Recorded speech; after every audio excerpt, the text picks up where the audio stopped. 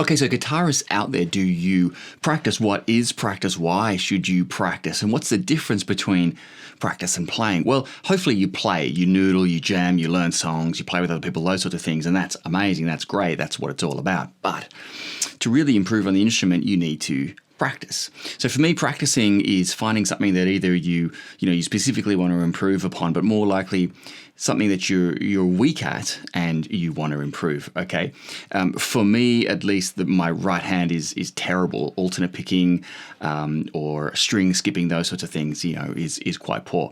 Same with your left hand as well. When you're doing those string skips, with the distorted sound, you need to be very, very clean. So exercises can be really boring and no one wants to practice them because they're boring. So what you can do is you can find a song that really challenges you in whatever the perspective is, a technical perspective, and you can learn that and practice that. So that way you're getting enjoyment out of playing the song and all those sorts of things.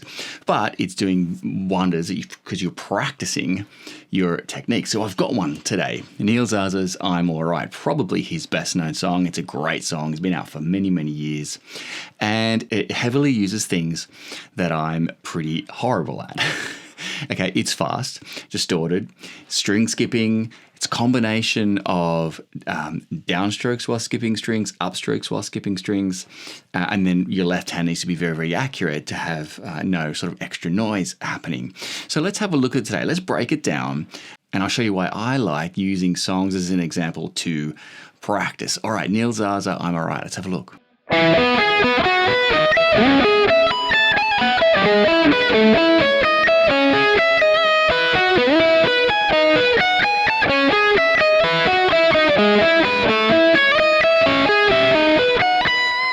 So that is the riff. I'm going to put some tab up above for those of you who don't know it.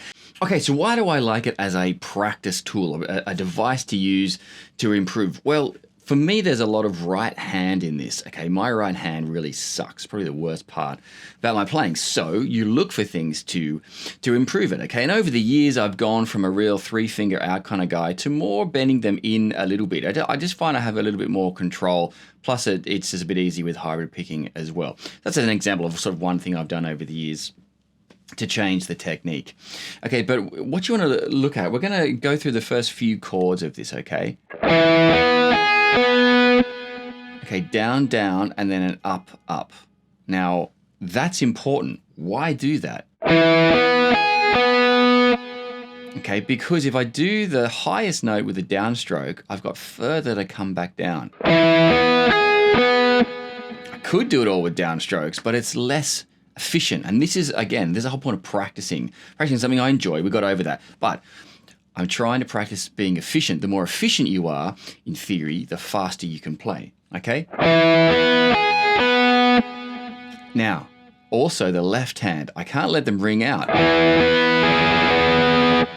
Too much distortion. I got obviously a lot of delay and reverb on this, but I've done that on purpose because you can also hear when there's sort of too much wash happening there. So you've got to have the notes, individually picked and individually ringing out. Okay, now we're here. We've got to move all the way to the D chord shape here. Now again, watch right hand. Down, down, down, up. Not only is that efficient, this is a tiny bit of economy picking here, of sweep picking. But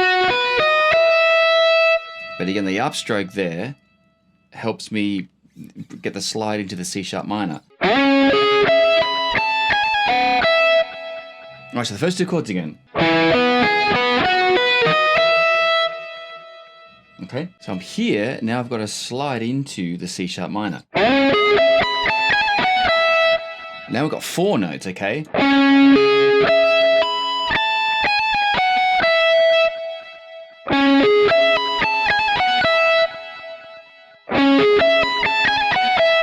Now and there, I think I did all down. And then alternate picking so down, down, down, down, and alternate picking there. Got a nice little trill, a nice little hammer and pull off there.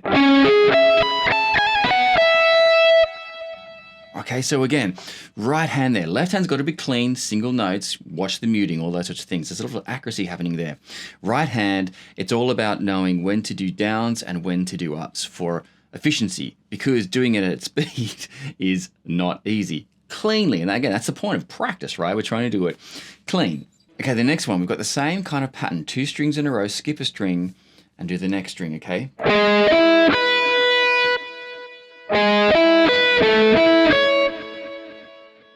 Okay, but watch what I'm doing. Down, down, up. And then down all the way, because again, that's the most efficient picking. An upstroke on the end there, because I've got to come back down to the A on the 12th fret. And down all the way, because I'm going all the way to the high E. All right, we can keep going, but it's that sort of idea there. You have to add practice into your daily routine. Daily, right? Find a few minutes to practice. The more you can do that, then when you do pick up the guitar for fun, for noodling, for jamming or whatever, you're more efficient, you're more proficient, okay? So that's why I try and practice whenever I can.